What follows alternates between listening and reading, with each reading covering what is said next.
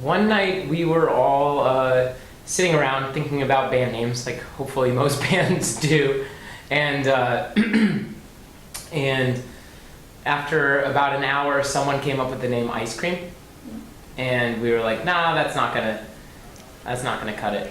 But we liked the feeling, like, when you think of ice cream, then Jack said, well, what about fun?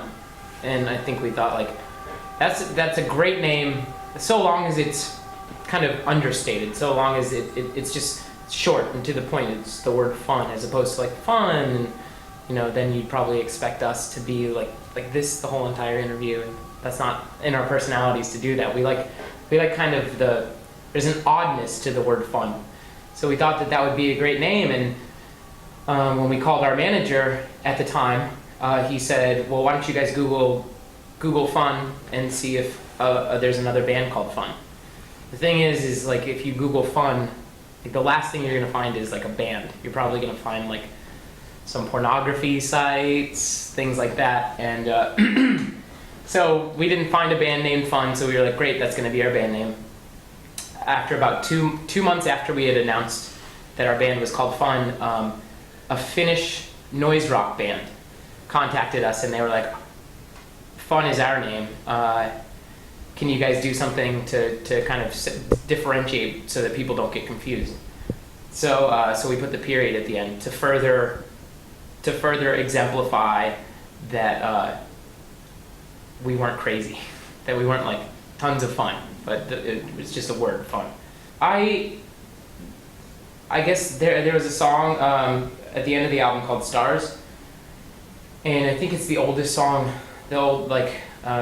I had started writing it a long time ago, and one of the lyrics was, some nights I rule the world with bar lights and pretty girls, which are two old Fun songs, and it just had to do with like kind of going up on stage and being someone completely different. And the other side of the lyric is, but most nights I stay straight and think about my mom and how I miss her so much. Well, the song was just something that when I was driving one day, the chorus just popped into my head, as if it was like a song that I'd already heard before.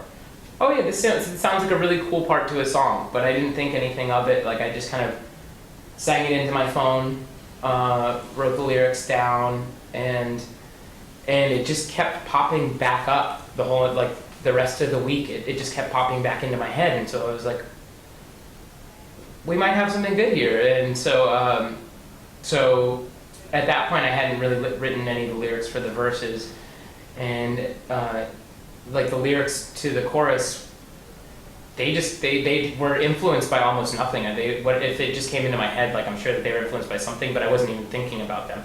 So when I was writing the verses, I just thought about, I had a pretty long night out, where I had a little too much to drink, and by the end of the night, I was being taken care of by, I'd been kicked out of 2 cabs, and I was being taken care of by my girlfriend and our bass player. And I thought that what a wonderful thing that, like, even if you have friends or in relationships, sometimes there can be problems, there can be strife, but it's always great when you can kind of put all of that stuff aside and go out and just have like a really great night with all of your friends.